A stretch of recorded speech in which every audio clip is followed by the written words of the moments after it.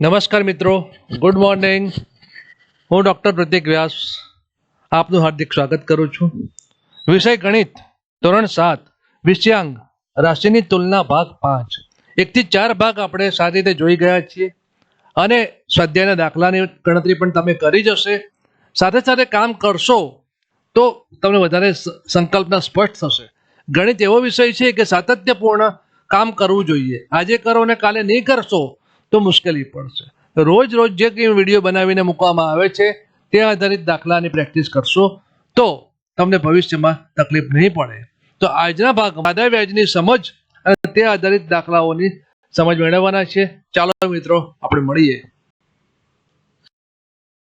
મિત્રો, સાદા વ્યાજની ગણતરી આપણે શીખવાના હોઈએ તો તેમાં આવતા પારિભાષિક શબ્દો, કેટલાક શબ્દોની સમજણ મેળવવી જરૂરી છે. તો શબ્દોની સમજણ મેળવ્યા પછી આપણે કેવી રીતે દાખલાઓ ગણી શકાય છે તેની વાત કરશું. પહેલું છે મુદ્દલ કોને કહેવાય? જે રકમ વ્યાજે મૂકવામાં આવે કે લેવામાં આવે તે રકમને મુદ્દલ, એને અંગ્રેજીમાં પ્રિન્સિપલ કહે છે. એને ટૂંકમાં પી વડે દર્શાવાય છે. સૂત્રમાં જ્યારે મૂકશું ત્યારે આપણે મુદ્દલ નહીં લખીએ, એને પી વડે, કેપિટલ પી વડે દર્શાવશું એટલે એ મુદ્દલ કહેવાશે. બીજો શબ્દ એવો એક આવે છે મુદત.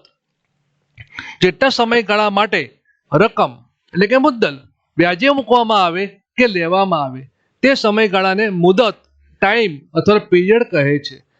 આપણે સૂત્ર જ્યારે લખશું ત્યારે મુદતને ટી વડે દર્શાવશું, કેપિટલ ટી. એટલે સમજવાનું કે મુદત છે. મુદત વર્ષમાં પણ હોય, મહિનામાં પણ હોય અને દિવસોમાં પણ હોઈ શકે. એવો એક ત્રીજો શબ્દ છે વ્યાજ. મુદતને અંતે મુદ્દલ ઉપરાંત ચૂકવવી પડતી કે મળતી વધારાની રકમ ને ઇન્ટરેસ્ટ અથવા તો વ્યાજ કહે છે. સૂત્રમાં આપણે ટૂંકમાં વ્યાજને માટે કેપિટલ આઈ શબ્દ વાપરીએ છીએ. તો જ્યાં જ્યાં આઈ આવશે તો તમારે વ્યાજ છે એ સમજણ મેળવવી પડશે. વ્યાજનો દર. ₹100ના 1 વર્ષના વ્યાજનો દર રેટ ઓફ ઇન્ટરેસ્ટ કહે છે. તેને ટકા વડે દર્શાવાય છે. રકમ કોઈ પણ આપી હશે તો વ્યાજનો દર દર્શાવ્યો હશે, પાછી ટકાનો સંકેત હશે અને વ્યાજના દરને સંકેતમાં કેપિટલ આર વડે આપણે દર્શાવીએ છીએ. હવે એક નવો શબ્દ છે વ્યાજ મુદ્દલ. શબ્દમાં જ એનો અર્થ રહેલો છે. વ્યાજ અને મુદ્દલ બે શબ્દ અલગ છે, બંનેને ભેગા કરશો અને વ્યાજ મુદ્દલ બનશે. તો મુદ્દલ અને વ્યાજના સરવાળાને વ્યાજ મુદ્દલ કે રાશ કહે છે.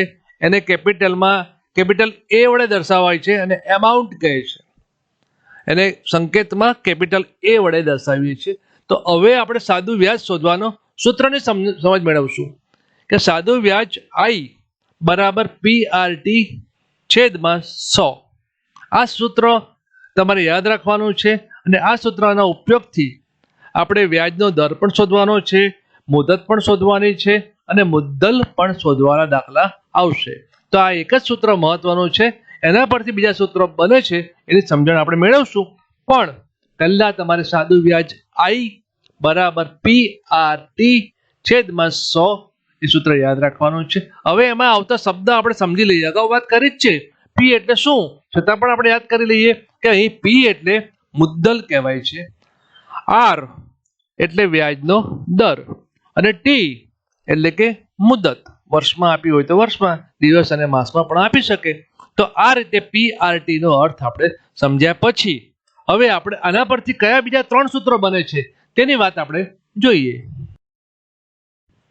આપણે જોયું કે સાદું વ્યાજ આઈ બરાબર PRT છેદમાં 100 ના પરથી ક્યારેક આપણને એમ કહે છે કે મુદ્દલ શોધો.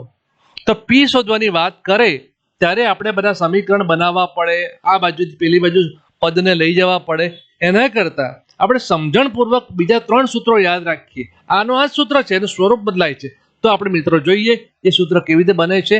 તો મુદ્દલ પી, જ્યારે મુદ્દલ શોધવાનો દાખલો આવે ત્યારે આ સૂત્ર લખીને તમે કરશો તો તમને સરળતા રહેશે. મુદ્દલ હોય, વ્યાજનો દર આવશે અને મુદત પણ આવશે. દરેકમાં 3 સૂત્ર તમને હવે બતાવવામાં આવે છે. એ ત્રણેયમાં ઉપર અંશમાં તો આઈ ગુણ્યા 100 છે. એટલે તમારે એકદમ કામ સરળ થશે. જો મિત્રો, વ્યાજનો દર અને મુદત ત્રણેય સૂત્ર જુઓ. ત્રણેયમાં સમાનતા શું છે? ઉપર આઈ ના છેદમાં 100, આઈ ના છેદમાં 100, આઈ ના છેદમાં 100. યાદ રાખવાનું સરળ બનશે આપણું. એટલે જ્યારે છેદમાં શું લખવું, તો PRT છે ને, તો P શોધવાનો હોય તો છેદમાં R ને T લખવાનું. એ P સિવાયના બીજા બે જે છે મુદ્દા તે નીચે લખવાના. જ્યારે R શોધવાનો આવશે ત્યારે સૂત્રમાં શું વધશે, P અને T, તો P અને T નીચે લખી. જો મિત્રો તમને ખ્યાલ આવશે સૂત્ર કેવી રીતે બને છે. અને જ્યારે T શોધવાની વાત આવશે તો T સિવાયના કયા બે શબ્દ રહ્યા, P અને R, એ ક્યાં લખવાના, છેદમાં. સમજાઈ ગયું? સરળ છે ને? હા, આમાં ગોખવાની જરૂર નથી મિત્રો. સાદું વ્યાજ બરાબર I બરાબર PRT છેદમાં 100, આ આપણે યાદ રાખવું પડે. એના પરથી આ બીજા 3 સૂત્રો મળે છે. જ્યારે જ્યારે આપણે મુદ્દલ, વ્યાજનો દર અને મુદ્દત શોધવાની વાત આવશે ત્યારે આપણે આ સૂત્રનો ઉપયોગ કરીશું.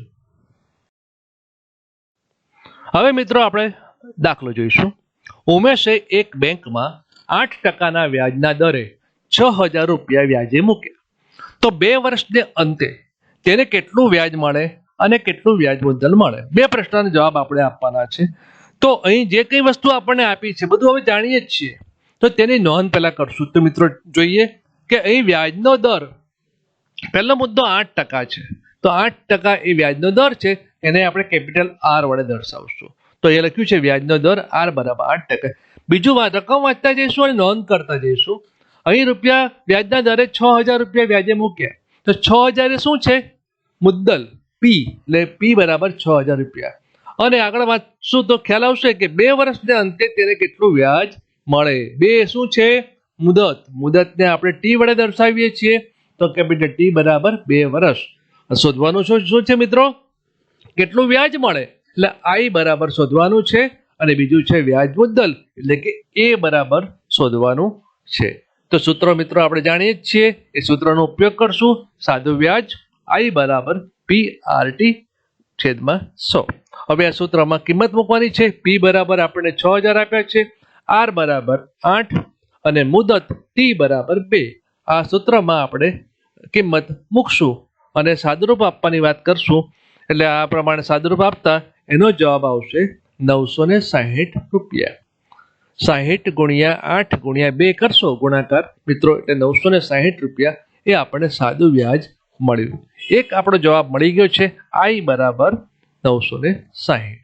હવે આગળ આપણે જોઈએ વ્યાજ મુદ્દલ કેટલું. તો વ્યાજ મુદ્દલનું સૂત્ર પણ મિત્રો આપણે જાણીએ જ છીએ કે વ્યાજ વત્તા મુદ્દલ અથવા મુદ્દલ વત્તા વ્યાજ. મુદ્દલ મોટી સંખ્યા હોય માટે આપણે મુદ્દલ પહેલા લખીએ છીએ. અને મુદ્દલ કેટલા રૂપિયા આપણને આપ્યા છે, 6000 રૂપિયા, અને વ્યાજ આપણે હમણાં શોધ્યું 960. તો 6000 માં 960 ઉમેરીશું તો 6960 રૂપિયા વ્યાજ મુદ્દલ એટલે કે એ આપણને મળશે. તો છેલ્લે આપણે આ રીતે લખશું કે મુદતને અંતે સાદું વ્યાજ 960 રૂપિયા મળે અને વ્યાજ મુદ્દલ 6960 રૂપિયા મળશે. મિત્રો હવે આપણે એક બીજો દાખલો જોઈએ. એમાં રકમ વાંચશું, શું શોધવાનું છે જાણીએ. તો ચાલો. રાધાએ બેંકમાં 8000 રૂપિયા જમા મૂક્યા. વ્યાજનો દર 7% હતો. અમુક મુદત પછી તેને વ્યાજના 1680 રૂપિયા મળ્યા. તો મુદત શોધો. મિત્રો અહીંયા મુદત શોધવાની છે. પહેલા શું આપ્યું છે એની આપણે વિગત લખી દઈએ, શું શોધવાનું તે પણ જણાવીએ, તો આપણને સમજાશે કે કયા પ્રકારનું સૂત્ર મૂકવાનું છે. જો શું આપ્યું છે, તો અહીં મુદ્દલ P બરાબર 8000 રૂપિયા આપ્યો છે. પછી વ્યાજનો દર એને આપણે R કહીએ છીએ, R બરાબર 7%. અને અમુક મુદત પછી તેને વ્યાજના 1680 રૂપિયા મળ્યા. એટલે વ્યાજ આપણને આપી દીધું છે અહીંયા, તો I બરાબર 1680. તો શું શોધવાનું છે મિત્રો, મુદત. મુદતને આપણે કેપિટલ T વડે દર્શાવીએ છીએ, તો T આપણે શોધવાનું છે.